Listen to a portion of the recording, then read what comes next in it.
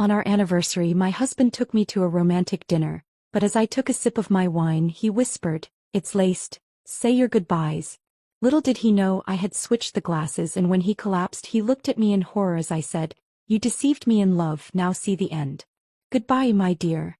The wine glass trembled in my hand, not from fear but anticipation. Across the candlelit table, Cole raised his own glass, oblivious to the fact that our 5th anniversary dinner would be his last. To us, he smiled, the same smile that once made me fall in love, now making my stomach turn. If only he knew I had switched our glasses moments before. 5 years. It's remarkable how time can transform everything: love, trust, and even a person's soul. I remember the day we met as if it were yesterday, that crisp autumn morning at Thornfield Books. Both of us reaching for the same worn copy of Rebecca, our fingers brushing against the aged spine. His storm-gray eyes crinkled at the corners when he insisted I take it. "A beautiful book for a beautiful lady," he'd said, and I'd fallen for both his charm and those perfectly timed words. Our courtship was like a dance, each step precisely calculated, though I didn't know it then. Weekend getaways to hidden bed and breakfasts, surprise picnics in secluded meadows, intimate dinners at exclusive restaurants. Cole knew exactly how to make a girl feel special. Special enough to miss the subtle signs, the careful way he studied my family's wealth, the calculating gleam behind his tender gazes. The proposal came on a moonlit beach in Maine, waves crashing against rocky shores as he knelt in the sand. The ring was a family heirloom, he claimed, his grandmother's. I would later learn it belonged to someone else entirely, but that night, it sparkled with nothing but promise. Our wedding was the talk of the season. The historic Rose Garden Manor draped in white roses and twinkling lights, string quartets playing as we exchanged vows beneath a flower-laden arch. I can still picture Cole's face as he slipped the wedding band onto my finger, his touch gentle, his words honey-sweet. Forever, he'd promised. Another perfectly crafted lie. The first year was bliss, or what I thought was bliss. Cole was the perfect husband, attentive and thoughtful. He brought me coffee every morning, remembered every anniversary, monthly then yearly, and surprised me with thoughtful gifts. My friends envied our relationship, called us the perfect couple. If they only knew how perfect he was at deception. Looking at him now, in the soft glow of Lou Blanc's finest table, I see the masterful performance for what it is. The way he adjusts his tie, a nervous tell I've learned to read. The slight tremor in his hand as he reaches for his water glass. He's anxious tonight, though he hides it well. 5 years of studying your target teaches you their every nuance. "You look beautiful tonight," he says, his voice carrying that familiar warmth that once melted my heart. Now I hear the undertones, the careful manipulation in each syllable. "My black dress was his suggestion. It matches your pearl necklace perfectly, darling." The pearls were a gift from him last month, probably meant to be my final piece of jewelry. I take another sip of wine, watching him over the rim of my glass. The vintage is exceptional. A bottle we've been saving since our wedding day. Cole insisted we open it tonight, his own special touch for what he planned to be my final evening. The irony isn't lost on me. "Remember our first date?" he asks, swirling the dark liquid in his glass. Of course I remember. The same restaurant, the same table even. He'd ordered champagne then too, though I barely touched it, too nervous and excited by his attention. "You barely ate a thing," he chuckles, reaching across to touch my hand. "You were so shy." I allow his fingers to entwine with mine, forcing myself to smile. "You made me nervous," I reply, the words true despite everything. "You were so sophisticated, so worldly. I couldn't believe you were interested in me. How could I not be?" His thumb traces circles on my palm, a gesture that used to send shivers down my spine. "You were everything I was looking for. As I was young, wealthy, trusting, the perfect target." But he didn't count on one thing. Love can turn to ice when betrayed, and ice can preserve a heart's resolve far longer than passion ever could. The waiter approaches with our appetizers, breaking our intimate moment. As Cole withdraws his hand to make room for the plates, I catch him glancing at his watch, checking the time, waiting for his plan to unfold. Little does he know the timer he's watching is counting down to his own finale. I raise my glass again, offering him a smile that mirrors his own practiced perfection. "To 5 unforgettable years," I toast, watching as he lifts his glass to meet mine. The crystal chimes, a bell-like sound that rings with finality. Yes, unforgettable indeed. The truth began unraveling 3 months ago on a rain-soaked Tuesday afternoon. Cole had left for another business trip, his 4th that month. I was organizing his office, something he usually discouraged, when I noticed something odd about the antique desk he'd brought from his family estate. The bottom drawer had a false back. My fingers trembled as I pressed the hidden catch, years of blind trust crumbling with each gentle click of the mechanism. Inside lay a burgundy leather folder, its contents threatening to spill out like whispered confessions. Bank statements, property deeds, insurance policies. But it was the photographs that stopped my heart. 3 women, all bearing a striking resemblance to me. Wealthy, trusting, beautiful. Charlotte in Boston, Elizabeth in Seattle, Marie in Chicago. each smiling beside Cole in wedding photos, each with a different last name he'd used. Each vanished within 2 years of their marriages, leaving their fortunes to their devoted husband. The room spun as pieces clicked into place. His insistence on joint accounts. The subtle pressure to change my will. The vitamin supplements he'd started adding to my evening tea. My mysterious fatigue these past weeks. The weight of truth crushed against my chest as I sank into his leather chair, rain drumming against the windows like nature's warning bells. That night I smiled through dinner, laughed at his phone call and pretended everything was normal. Inside, ice crystallized around my heart, preserving the betrayal like a fossil in amber. I spent hours studying the documents, memorizing accounts and tracking patterns. Cole Scott was a ghost, a phantom who slipped from city to city, leaving broken dreams and empty bank accounts in his wake. The next morning I began my own careful dance. I hired a private investigator under the guise of researching a potential business partner. Sandra Pierce was thorough, discreet and most importantly female, someone Cole would never suspect. Within weeks she uncovered more than I could have imagined. His business trips were carefully orchestrated meetings with lawyers and bankers. Each of his previous wives had shown similar symptoms before their disappearances. Fatigue, dizziness, confusion. Their cases remained open, evidence inconclusive, while their joint accounts were drained by their grieving widower. I watched him more carefully then, noting every detail with new eyes. The way he tested my memory with casual questions about our early dates. How he documented Mike's declining health in careful emails to my doctor. The concerned calls to my family about Mike's forgetfulness. He was building his narrative, laying groundwork for my eventual disappearance. The most chilling discovery came hidden in his personal laptop. The one he thought I couldn't access. A detailed timeline, clinical in its precision. My accident was scheduled for our anniversary dinner. Cole always did appreciate symbolism. Each night I pretended to drink his special tea, disposing of it when he wasn't looking. I started taking small doses of what I found in his private safe, building immunity while maintaining the appearance of deteriorating health. He watched me with concern that I now recognized as calculation, each sympathetic touch a measurement of his progress. "You should rest, darling," he'd say, tucking me into bed like a child. "You're looking rather pale." His fingers would brush my cheek, checking my temperature, assessing his timeline. I'd smile weakly, playing my part in his production while fury burned beneath my skin. During the day I made my own preparations. Private accounts established under my grandmother's maiden name. Evidence carefully copied and distributed to secure locations. A detailed dossier of his activities sent to trusted friends with instructions to be opened if anything happened to me. Tonight, watching him sip his wine across our anniversary dinner table, I marvel at his composure. He truly believes he's won, that everything is proceeding according to his masterful plan. Perhaps that's why he's becoming careless, missing the slight changes in my behavior, the steel beneath my fragile smile. The waiter returns asking about our entrees. Cole orders for both of us. He always does lately, claiming to know what's best for my delicate stomach. I catch the slight twitch at the corner of his mouth, the ghost of satisfaction as he plays the devoted husband. Little does he know, every sympathetic glance, every concerned touch, every manipulative gesture only strengthens my resolve.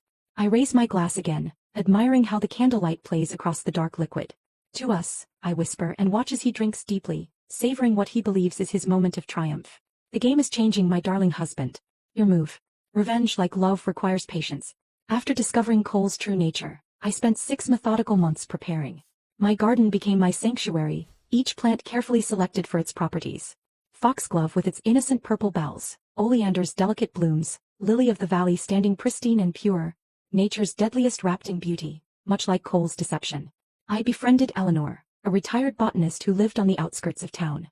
For my research, I explained, showing her my carefully crafted blog about natural remedies. She was delighted to share her knowledge, never suspecting that I was more interested in her expertise about toxic plants than healing ones. We spent afternoons discussing the properties of various species, my notebook filling with precisely measured annotations. "Some plants," she once said, stirring her tea, "can be both medicine and poison. It's all in the dosage." Her words echoed in my mind as I carefully cultivated my garden, each plant a potential instrument in my symphony of justice.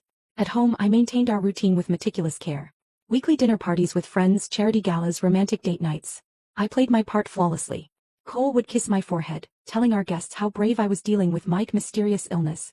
I'd smile weakly, letting him think his plan was working perfectly.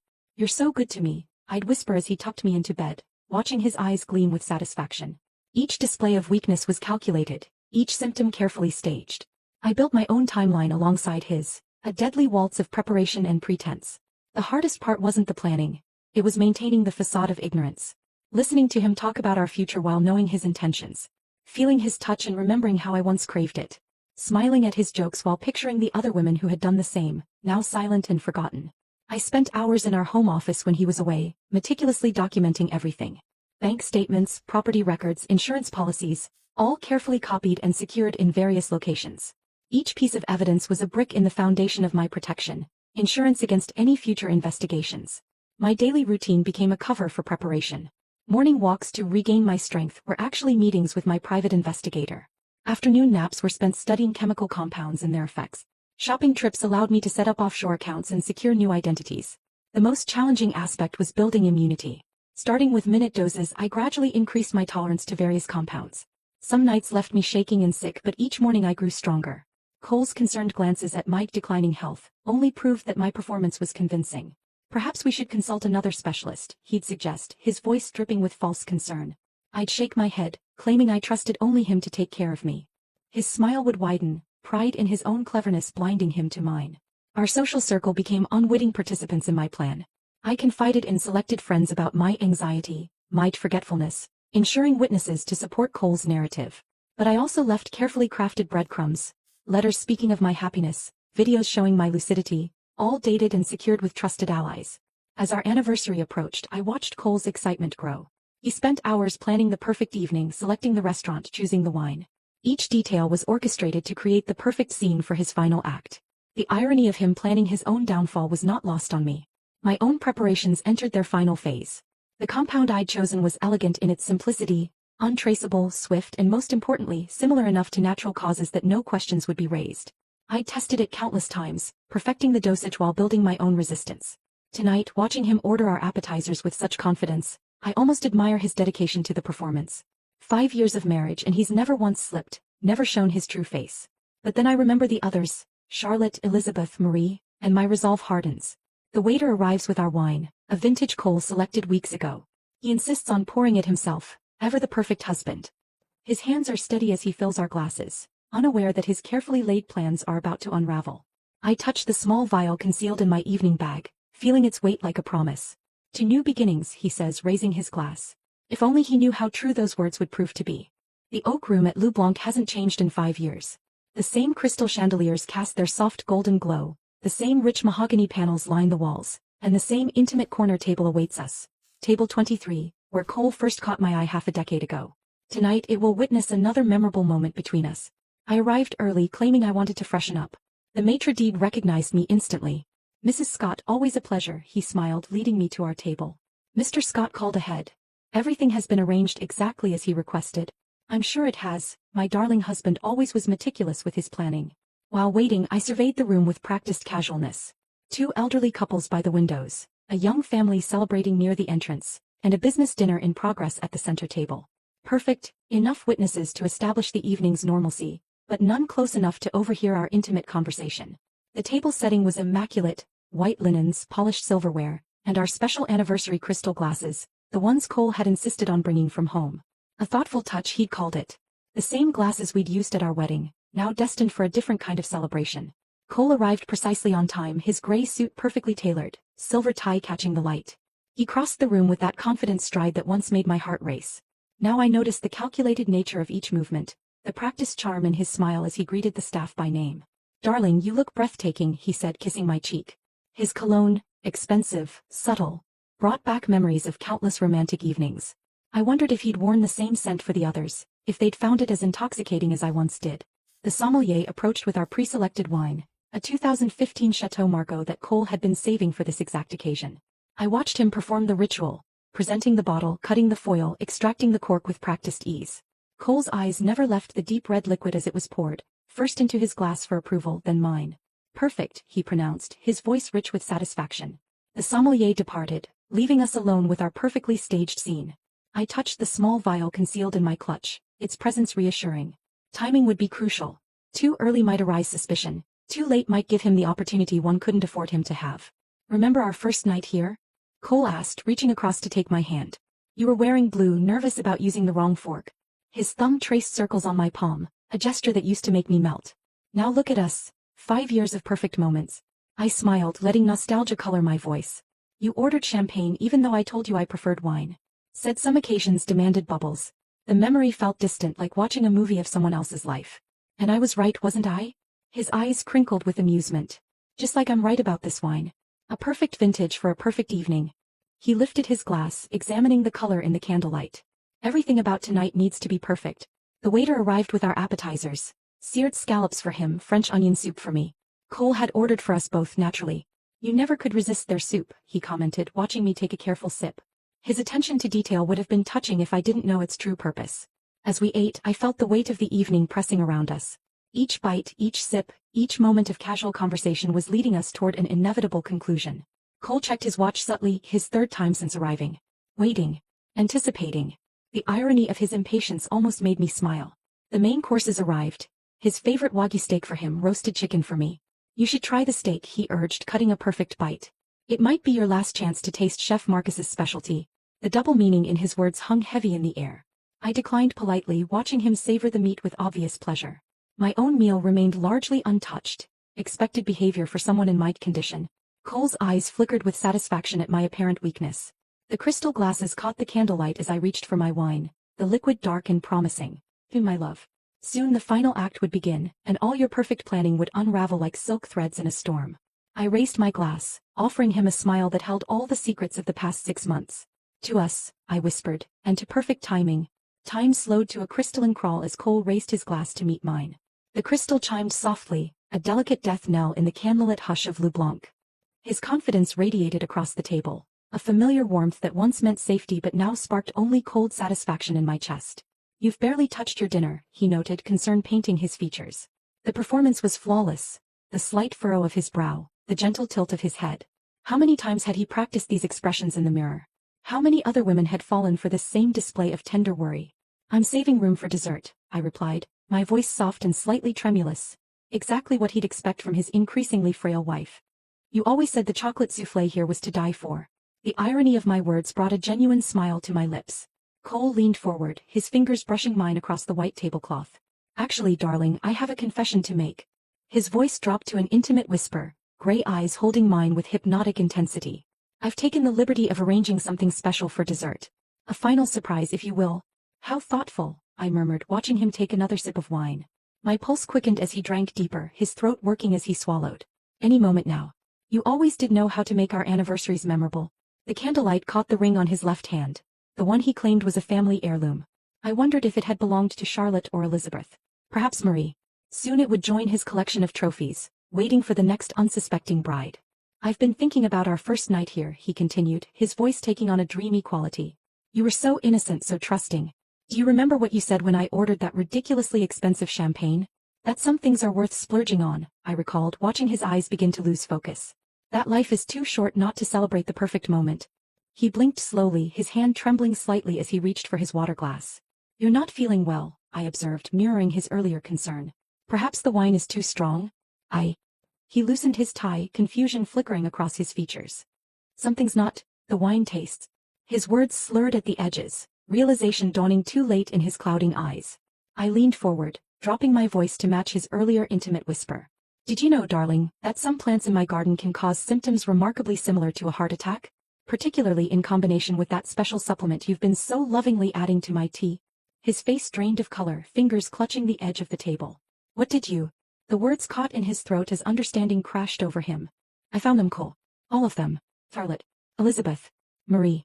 I kept my voice steady, watching him struggle to maintain his composure. Did they realize too late as well? Did they look at you with the same betrayal you're feeling right now? He tried to stand, but his legs wouldn't cooperate. The other diners remained absorbed in their own celebrations, oblivious to our intimate drama. Help, he whispered, but the word barely carried across the table. Shoo, I soothed, patting his hand as he'd done so many times during my illness. Don't make a scene, darling. You're just having a bad reaction to the wine. These things happen, especially with aged vintages. Sweat beaded on his forehead as he fought to remain upright. You switched. The glasses. I finished for him, allowing myself a small smile. Oh, my love. I switched them back. You see, I've been building immunity for months. That little nightcap you prepared for me tonight? I've been taking small doses since I found the vial in your study. Horror dawned in his eyes as the room began to spin around him. I signaled the waiter. My husband isn't feeling well, I explained, my voice trembling with perfectly practiced concern. I think the wine might be too strong. Could you help me get him to the car? Of course, madam, the waiter replied, already moving to assist. Sir, let me help you up. I watched as they guided Cole's unsteady form through the restaurant, playing the part of the worried wife to perfection. His face had taken on an ashen hue, his breathing becoming more labored with each step. "Happy anniversary, my love," I whispered as we reached the exit. "You were right. Some moments are worth splurging on." The drive home was silent except for Cole's increasingly labored breathing. I took the long route, giving us privacy for our final conversation. The city lights blurred past like dying stars, casting intermittent shadows across his ashen face. "Pull over," he managed to gasp, his perfectly styled hair now damp with sweat. "Hospital." I guided the car into a secluded overlook, our favorite spot for watching sunsets during those early, innocent days. "No hospitals tonight, darling. This is between us." My voice remained steady, though my hands trembled slightly on the steering wheel. Not from fear, but from 5 years of suppressed rage finally breaking free. "How?" He struggled with the word, his designer suit now disheveled, tie hanging loose around his neck. "How long have you known? About your plan for tonight? Or about Charlotte, Elizabeth, and Marie?" I turned to face him, drinking in the sight of his perfect facade crumbling. "I found your secret drawer 3 months ago. The false back wasn't as clever as you thought. Though I must admit, keeping trophies from each wife was a rather poetic touch." His eyes widened in recognition. "The ring." "Yes, Marie's ring. The one you claimed belonged to your grandmother." I twisted it on my finger, watching it catch the moonlight. "Did you tell them all that same story? Did they believe it as easily as I did?" He tried to reach for the door handle, but his coordination was failing. I watched him struggle, remembering all the times I'd fought against his carefully administered poison, building my resistance in secret. "The letters were a nice touch," I continued, my voice taking on an almost conversational tone. "Writing to my family about my declining health, documenting my symptoms so meticulously. I particularly enjoyed the concerned emails to my doctor." "You really did think of everything." "Ruby," he whispered, my name a plea on his lips. "We can discuss this, like you discussed it with the others?" My laugh held no humor. "Tell me, did they beg to? Did they try to reason with you as the poison took hold? Or did they never see it coming?" His breathing became more ragged, panic fighting with the toxin in his system. I loved you. No, you loved my money, my trust, my innocence." I reached into my clutch, withdrawing the USB drive I'd prepared. "Everything's here. The evidence of your previous marriages, the insurance policies, the carefully transferred funds. Did you really think I wouldn't investigate when the symptoms started? You don't understand." He gasped, fighting to maintain consciousness. "I had reasons." "Oh, I understand perfectly." I placed the USB drive in his jacket pocket. "You're a collector, aren't you? You collect women, their fortunes, their lives. Each one carefully chosen, methodically destroyed. But you made one mistake, Cole." His head lolled against the leather seat, but his eyes remained fixed on me, terror mixing with a grudging admiration. "What mistake?" "You taught me too well. All those lessons about patience, about planning, about paying attention to details." I brushed a strand of hair from his damp forehead, almost tenderly. "I learned from the master, you could say. Police." He managed, though the word was barely audible. "We'll find a tragic case of accidental wine contamination. A grieving widow who tried desperately to get her husband to the hospital, but he insisted on going home first.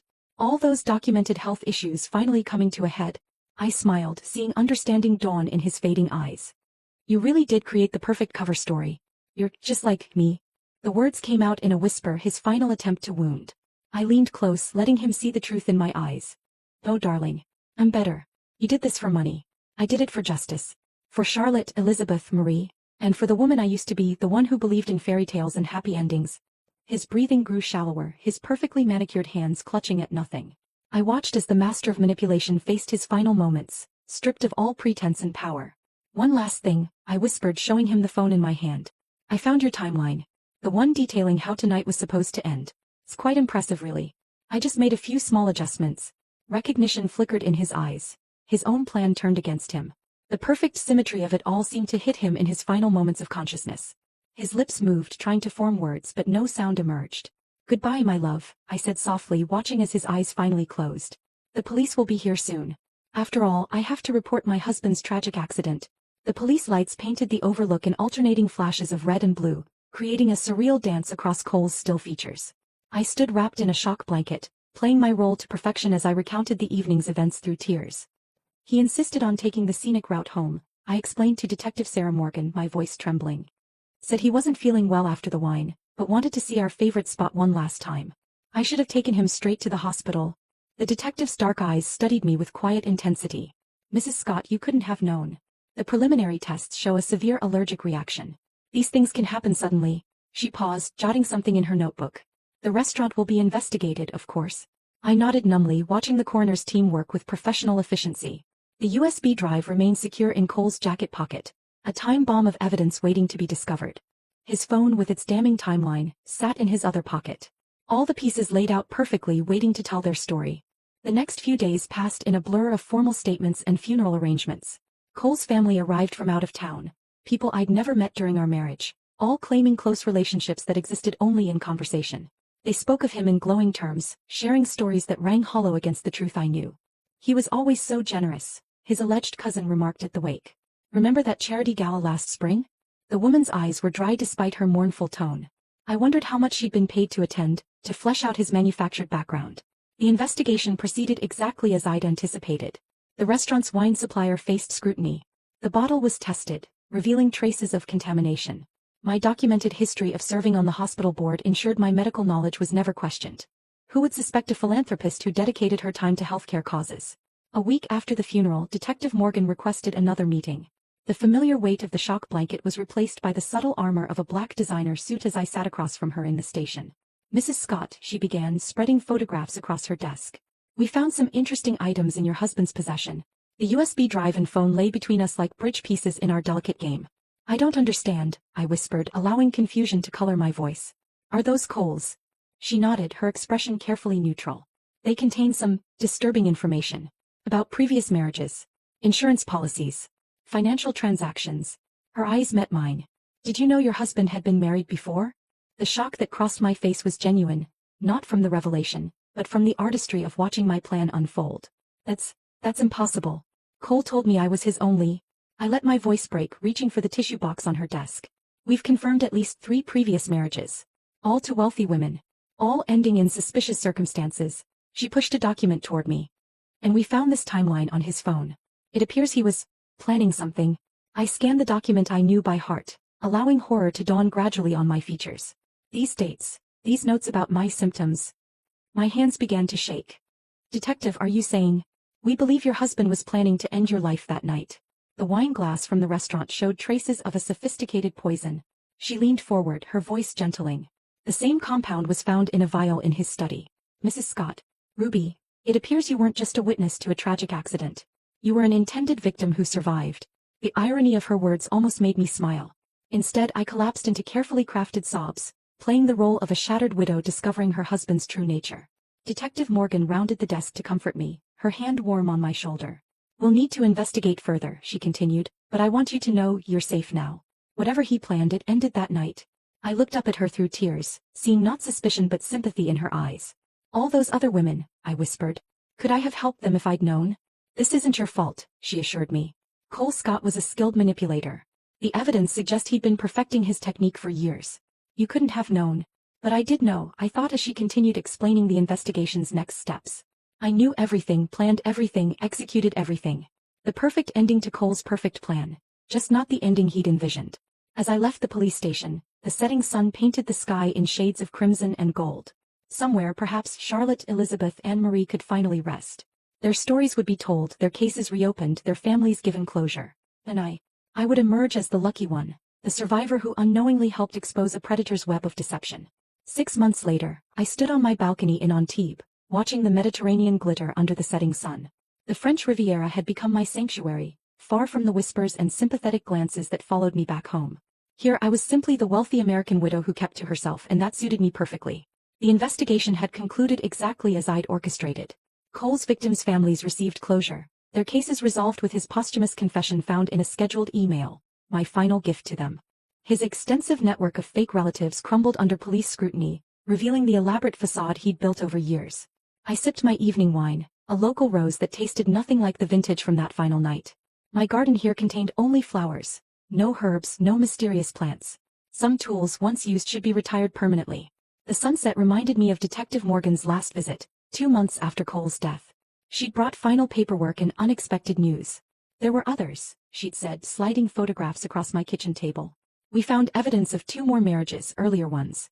The pattern wasn't as refined then. He was learning. I'd studied the faces of these unknown women, these first drafts of Cole's perfected scheme, and felt a strange kinship with them. We were all characters in his performance, though I'd managed to rewrite the ending. A gentle breeze carried the scent of jasmine from my balcony garden, mingling with the salt air. My phone buzzed with a message from Charlotte's sister. We'd formed an unlikely friendship, survivors and witnesses to Cole's legacy. The support group we'd created for his victims' families had become a source of healing for many, including myself. The sound of approaching footsteps drew my attention. Madam Scott. Henri, my favorite waiter from the hotel's restaurant, appeared with fresh towels.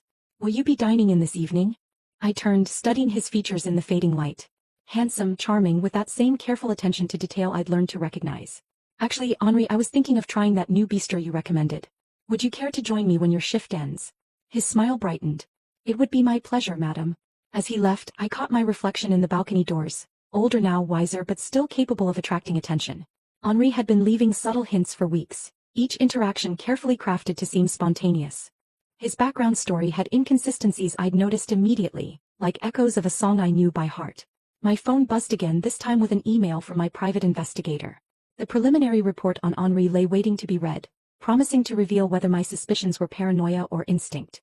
I picked up the small notebook where I'd been documenting our interactions, noting patterns and discrepancies. The familiar practice felt both comforting and disturbing. Had Cole kept similar notes? Had his meticulous planning become a part of me? The sky deepened to purple, stars beginning to emerge over the Mediterranean. I thought of Cole's last words, "You're just like me," and wondered if he'd been more right than he knew. The skills I'd learned, the patience I'd developed, the attention to detail that had saved my life. They were his teachings, his legacy. Opening my laptop, I began my own research into Henri's past. Social media profiles that seemed too perfectly curated. Employment history with convenient gaps. A pattern of wealthy women left behind in different coastal towns. My lips curved into a smile as I closed the laptop. Perhaps Cole had taught me too well, or perhaps he'd simply awakened something that had always been there. The thrill of unraveling deception, of seeing through carefully constructed facades. It was intoxicating. I retrieved my evening bag, checking my reflection one final time before heading to dinner. The black dress hugged my curves, the pearls at my throat catching the last rays of sunlight. In my clutch, alongside my lipstick and phone, rested a small notebook and a vial of clear liquid, tools of a trade I thought I'd left behind. The elevator arrived with a soft chime. As I stepped inside, I caught my reflection in its mirrored walls. The woman who stared back was neither victim nor villain, but something in between, a survivor who'd learned to play the game better than her teacher. "Good evening, Madam Scott," the elevator attendant nodded. "Good evening," I replied, my smile holding secrets of its own. "I have a feeling tonight will be the beginning of something interesting." The elevator doors closed, carrying me down to where Henri waited, unaware that he'd chosen the wrong widow for his next performance. Some lessons once learned become impossible to unlearn. And some dances are more intriguing when both partners know the steps. The game, it seemed, was not yet over. It had merely evolved, and so had I.